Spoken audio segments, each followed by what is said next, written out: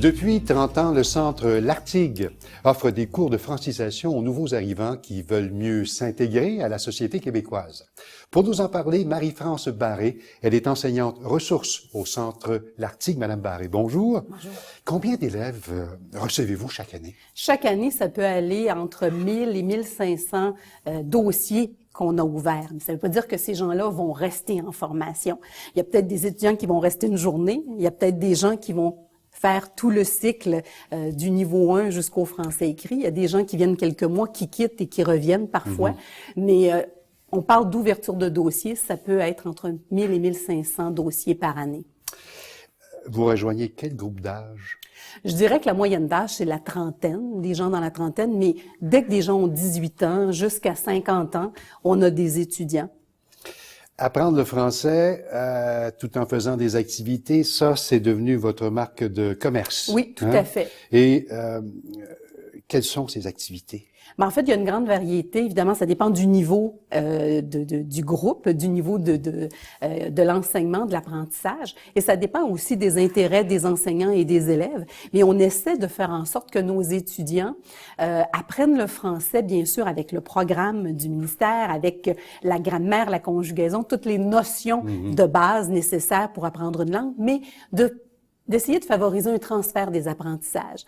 Alors, par exemple, il y a le salon du livre, ou il y a le salon des métiers d'art, ou bien il y a le salon de l'emploi qui est régulièrement. Donc, selon le niveau des étudiants, ce sont des thématiques qui sont travaillées en classe, et on va s'assurer qu'il y a un transfert réel de cet apprentissage-là pour que l'étudiant puisse vraiment prendre encore plus l'importance du contenu, pas seulement dans la théorie, mais dans la pratique. Donc ça, c'est des activités qui sont intégrées dans le programme et ça va selon les forces et les intérêts des enseignants aussi. Et Dieu sait déjà que le français, c'est pas facile à apprendre, là, à bien maîtriser.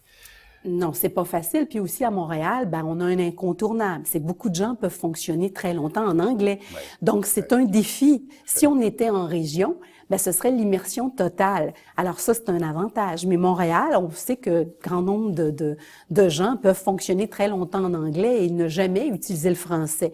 Mais je pense que nos étudiants sont réellement motivés et on essaie de faire en sorte que ce soit séduisant à apprendre le français.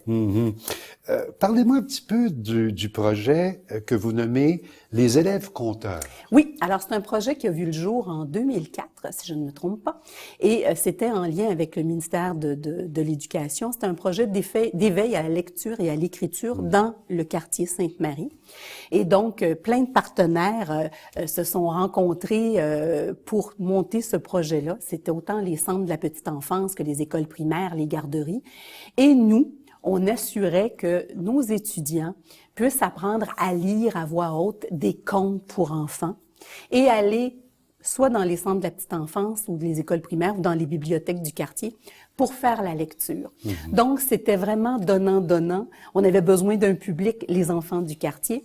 Et pour nos étudiants, c'est l'occasion de lire de façon fluide à voix haute en travaillant la phonétique, la compréhension et d'être capable donc de parler aux enfants et de se faire comprendre. Alors, c'est un projet qui est assez fabuleux. Vous publiez également la revue Les articles de l'Artigue. Ce sont des étudiants qui écrivent. Oui. Mais ça, c'est une activité qui est ponctuelle, je vous dirais, parce qu'encore une fois, ça dépend toujours du porteur de dossier. Alors, selon les enseignants qu'on a en poste, parce que c'est pas toujours des enseignants permanents qui sont là, donc selon les forces, les intérêts, les passions des enseignants et le bon vouloir des élèves, oui, il y a eu le journal des articles qui a été fait et on essaie de le renouveler régulièrement, mais ça, c'est assez ponctuel. Quel est votre taux de réussite? Écoutez, c'est difficilement mesurable, je vous dirais, parce que comme je vous dis, il y a des étudiants qui vont peut-être faire 2 ou 3 sessions chez nous et ils vont dire « j'ai trouvé un emploi ». C'est pas un échec. Il a quitté l'école, mais c'est pour aller travailler. Donc, ça veut dire que... C'était le but de l'exercice aussi, au départ. C'était le but de l'exercice. Alors, c'est très difficile de mesurer ça. Mais je vous dirais qu'on a généralement un très bon contact avec nos anciens étudiants qui nous donnent des nouvelles, qui nous écrivent. On a une page Facebook aussi. Donc, on a des nouvelles de nos anciens étudiants. La plupart de nos étudiants sont déjà scolarisés dans leur pays d'origine. Donc, grand nombre ont déjà une profession. Quelques-uns vont revoir peut-être leur plan de carrière ici pour s'adapter évidemment à la société d'accueil. Mais le taux de réussite, je pourrais pas vous dire oui, c'est 80%, parce que Dans le fond, c'est un continu. Et c'est pas parce que quelqu'un n'a pas fait en boucle la formation qu'il ne reviendra pas plus tard poursuivre. Et la vie va les amener aussi à améliorer leur français. Quels sont les prérequis pour aller chez vous? En fait, il y a une question de papier, évidemment, dans le sens que ça prend soit une carte de résidence permanente ou bien une carte d'immigrant reçu ou bien être né au Canada. Des papiers en règle? Oui, des papiers en règle. Puis on a beaucoup d'étudiants aussi qui nous viennent des autres provinces canadiennes aussi, qui étudient chez nous le français. Donc ça, c'est déjà un prérequis. Et bien sûr, pour suivre le rythme du programme, idéalement, on pense que les gens devraient avoir au moins 10 ans et plus de scolarité, parce que c'est un programme qui est assez rapide.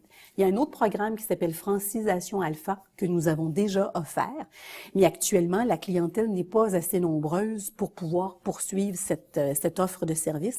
Alors, je vous dirais qu'au niveau de la scolarité, ça prend des gens qui ont au moins 10 ans et plus de scolarité. Est-ce qu'il y a des frais de scolarité? En fait, c'est un peu curieux, mais c'est 85 $ pour 6 mois. C'est pour un semestre. Donc, quelqu'un qui s'inscrit pour janvier va payer 80 $ de janvier jusqu'à juin. Mais s'il s'inscrit en mars en avril pour mai, il va payer aussi 80 $, mais seulement pour 2 mois, parce que les semestres fonctionnent vraiment de janvier à juin et de juillet à décembre. Donc, c'est 80 $ de frais de service, mais c'est pour 6 mois. On est en période d'austérité? Oui. Est-ce que vous croyez subir des coupures budgétaires? Probablement, mais actuellement, je vous dirais que c'est un petit peu difficile d'évaluer si ça vient vraiment des mesures d'austérité annoncées ou bien si ça vient tout simplement de la baisse de clientèle. Parce que comme les politiques au niveau d'immigration ont beaucoup changé et qu'on tend à chercher de plus en plus des immigrants déjà francisés, c'est sûr que chez nous, on voit déjà le résultat, c'est qu'il y a moins de gens qui se présentent et qui se bousculent aux portes. Et la pyramide est inversée. Avant, on avait beaucoup d'élèves débutants, moins de niveau avancé. Et actuellement, on a beaucoup plus de groupes de niveau avancé que de groupes de niveau débutant.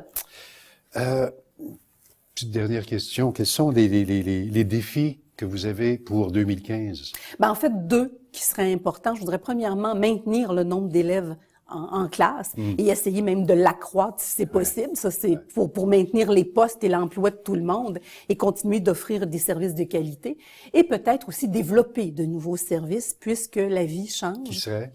On vient de commencer un nouveau projet avec les Faubourgs, l'école des Faubourgs, parce qu'on réalise qu'il y a quelques étudiants qui seraient acceptés comme infirmiers ou infirmières auxiliaires, mais il manque une certaine fluidité au niveau de la langue française. Donc, on a un projet où est-ce que nous, on reçoit ces gens-là, on travaille justement l'oral et la communication. Il y a du bénévolat qui se fait en CHSLD avec cette clientèle-là pour que rapidement ils puissent aller en formation au Faubourg comme infirmiers auxiliaires. Madame Barré, régulièrement, vous avez des journées portes ouvertes aussi. Oui, alors ça sera notre 3e édition et pour le 30e anniversaire, le 17 avril prochain, un événement porte ouverte. Chaque local de classe devient une région du Québec et nos étudiants vont vous parler de la Gaspésie ou du Lac-Saint-Jean comme s'ils y étaient nés. Donc, c'est une invitation à tous, 17 avril. Marie-France Barré, merci beaucoup. C'est un plaisir. Après la pause, nos conseils citoyens.